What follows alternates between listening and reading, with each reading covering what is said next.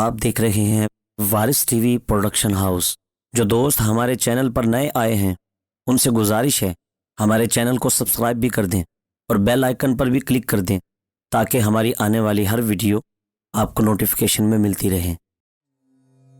ایک تیتر بیچنے والا بازار میں تیتر بیچ رہا تھا۔ اس کے پاس ایک پنجرے میں ایک تیتر اور دوسرے پنجرے میں بہت سارے تیتر تھے۔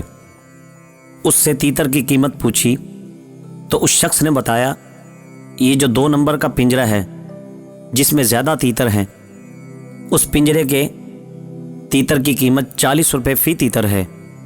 اس نے پنجرہ نمبر 1 کی طرف اشارہ کیا، پوچھا وہ جو تنہا تیتر ہے اس کی کیا قیمت ہے؟ اس نے کہا وہ تو میں بیچنا ہی نہیں چاہتا، اگر آپ لینے کے خواہش مند ہیں تو اس کے آپ کو 500 روپے دینے ہوں گے۔ وجہ پوچھی تو اس بیپاری نے بتایا اصل میں یہ تیتر میرا اپنا پالتو ہے، دوسرے تیتروں کو جال میں پھنسانے کے کام آتا ہے۔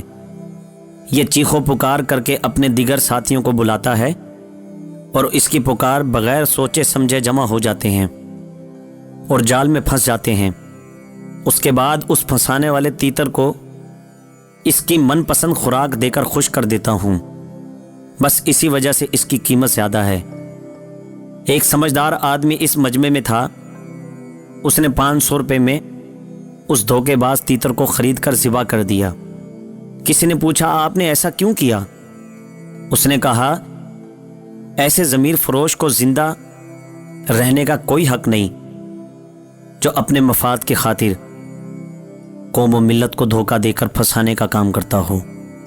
میرے نبی کریم نے فرمایا جس نے دھوکہ دہی سے کام لیا وہ ہم میں سے نہیں۔